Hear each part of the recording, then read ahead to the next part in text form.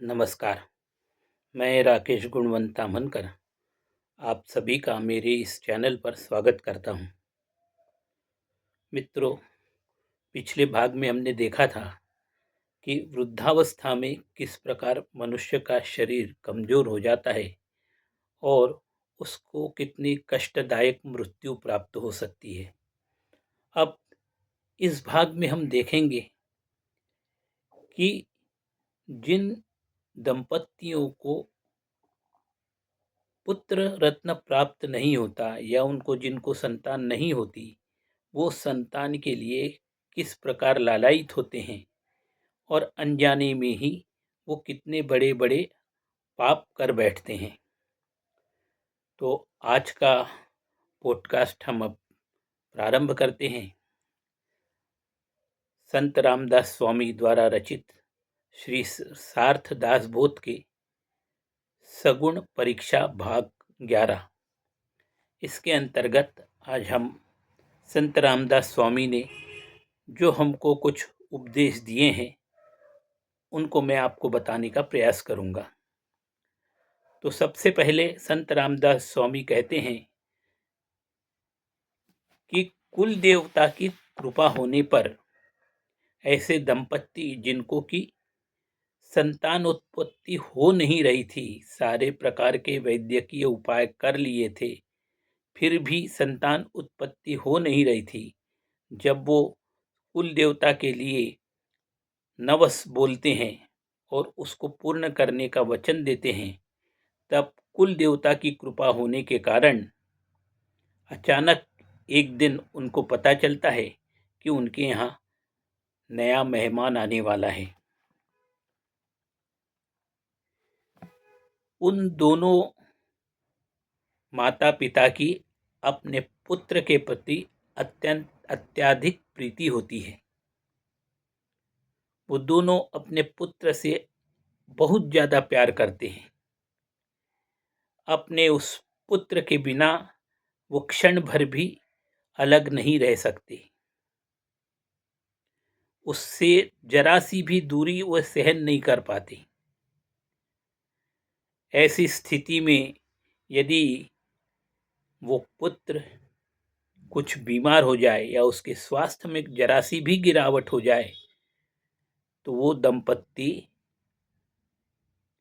अत्यधिक विचलित हो जाते हैं।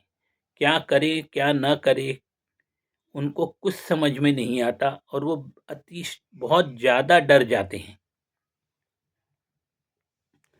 चिंता के कारण आक्रोश करने लगते हैं। वे दोनों हमेशा अपने उस पुत्र के प्रति अत्यधिक चिंतित ही रहते हैं। संत रामदास स्वामी कहते हैं कि यदि ऐसी अवस्था में उस पुत्र का यदि निधन हो जाए तो यदि जिस दंपत्ति को संतान उत्पत्ति हो नहीं रही थी, बहुत कठिनाई से कुल देवता की कृपा के कारण उनको एक पुत्र रत्न प्राप्त हुआ था और उसका भी निधन हो गया, तो वो दंपत्ति अत्यंत दुखी हो जाते हैं। मानो उन पर दुखों का एक पहाड़ गिर पड़ा हो। वे फिर से निपुत्रिक हो जाते हैं और सोचते हैं कि हे भगवान, हमने ऐसा क्या पाप किया था जिसके कारण हमें ऐसा ये दिन देखना पड़ रहा है कि हमारा जो एक बड़े मुश्किल से पुत्र हुआ भी था उसका भी निधन हो गया। आपने हमें फिर निपुत्रिक ही बना दिया। इस प्रकार वो हमेशा विचार करते रहते हैं और अत्यधिक चिंतित भी रहते हैं। वो सोचने लगते हैं कि इस प्रकार निपुत्रिक जीवन जीने से हमें क्या लाभ, हमारा इस समाज के लिए क्या उपयोग है। भले ही हमारी सारी संपत्ति चली जाए पर हमें संतान प्राप्त होनी चाहिए। यदि एक पुत्र के लिए हमें सारी संपत्ति को छोड़ना पड़े तो हम सारी संपत्ति को छोड़ देंगे, लेकिन एक संतान को प्राप्त करना चाहेंगे।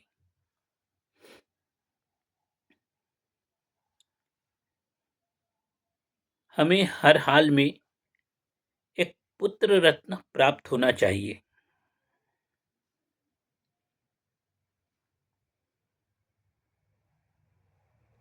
दंपत्ति के फिर से निपुत्रिक हो जाने के कारण समाज में लोग उनको ताने मारने लगते हैं।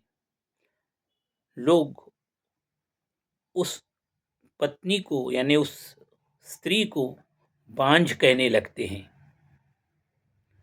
उनके ताने इत्यादि कठोर होते हैं। समाज के लोगों के ताने इतने अत्यधिक कठोर होते हैं कि वो दंपत्ति इसको सहन नहीं कर पाते और अत्यधिक दुखी हो जाते हैं। क्या करें क्या न करें ये उनको कुछ समझ में नहीं आता। फिर उनके मन में विचार आता है कि हमारे वंश का वेल अचानक रुक क्यों गया, कुल देवता हमसे क्यों कुपित हो गए, हमसे ऐसा कौन सा महान पाप हो गया जिसके कारण कुल देवता हमारे ऊपर कुपित हो गए हैं। हमारा कुल दीपक जो इतना प्यारा था वो क्यों बुझ गया। इसके बारे में वो हमेशा चिंतित और हमेशा विचार करते रहते।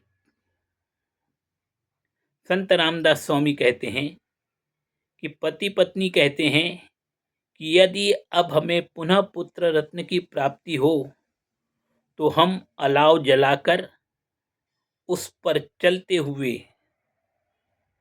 कुल देवता के दर्शन करने के लिए जाएंगे, अथवा कुल देवता के सामने अपने दोनों गालों को छेद कर उसमें छड़ जो है डाल लेंगे। मैंने अत्यंत कठोर परीक्षा कुल देवता के सामने देने के लिए पति पत्नी तैयार रहते हैं। संत रामदास स्वामी कहते हैं कि उनका तप अत्यधिक कठोर एवं करुणामय होता है। वो हमेशा नित्य भगवान की पूजा कर कर उन्हें पुत्र रत्न प्राप्त होने के लिए उनके पास अपनी मनोकामना कहते रहते हैं, भगवान से नवस कहते हैं। पति पत्नी कहते हैं कि हे जगदम्बे माता, यदि हमें फिर से पुनः पुत्र रत्न प्राप्त हो सका तो मैं अपने पुत्र का नाम आपके नाम के अनुसार ही रखूंगा, जिसका भावार्थ आपके नाम के समान हो, ऐसा मैं उसका नाम रखूंगा। यदि आपकी कृपा के कारण हे माता हमको पुत्र रत्न की प्राप्ति होती है तो ये पुत्र रत्न मैं आपकी सेवा के लिए समर्पित करूंगा। बहुत से लोगों को आपने देखा होगा कि उनमें देवों के भाव आते हैं। तो ऐसे जो लोगों में देवताओं के भाव आते हैं या देवी के भाव आते हैं, ऐसे लोगों के पास जाकर उनकी पूजा कर उनको नारियल, केला, आम इत्यादि फल अर्पण कर वे दोनों दंपत्ति देवता से पुत्र रत्न प्राप्त करने की इच्छा प्रकट करते हैं। जो कोई व्यक्ति जैसी उपचार करने के लिए, जैसा कुछ करने के लिए कहता है, वो वैसा करने के लिए तैयार हो जाते हैं, क्योंकि उनको हर हाल में पुत्र रत्न प्राप्त करने की इच्छा होती है।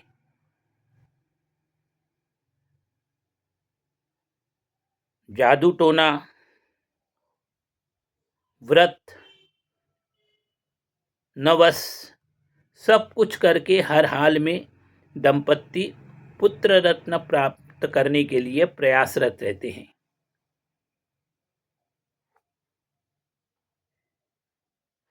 परंतु दैव पलटने के कारण उन्हें पुत्र रत्न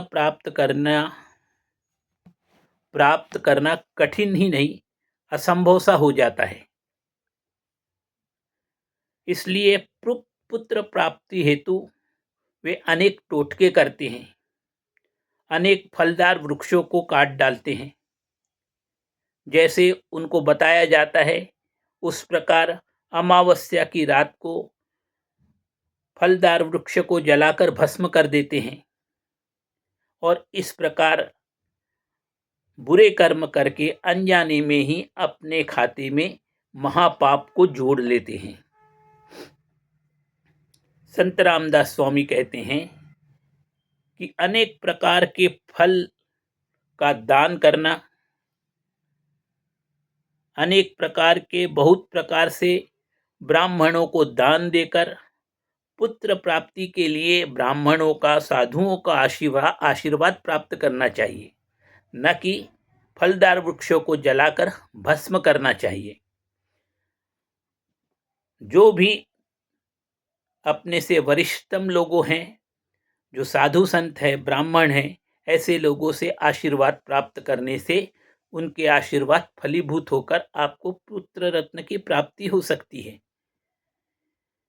परंतु जादू टोना, टोटका आदि अंधविश्वासों पर वे विश्वास करके अनेक प्रकार के बुरे कर्म करते हैं और अपने जीवन की पाप राशि को वो बढ़ाते चले जाते हैं। अनजाने में ही उनके जीवन में पाप का जो है घड़ा भरने लगता है।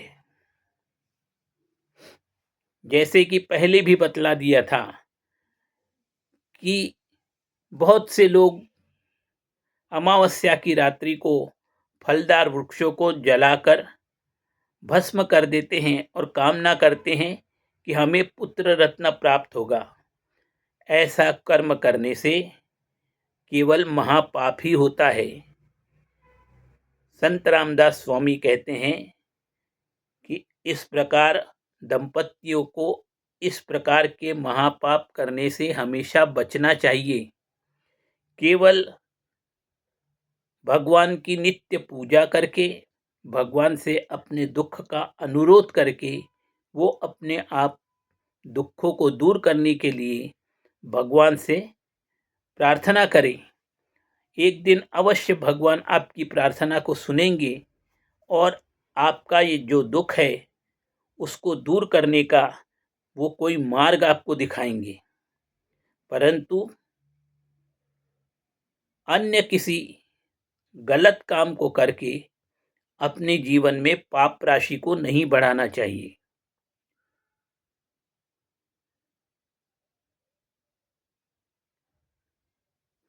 यदि आप भक्ति भावपूर्ण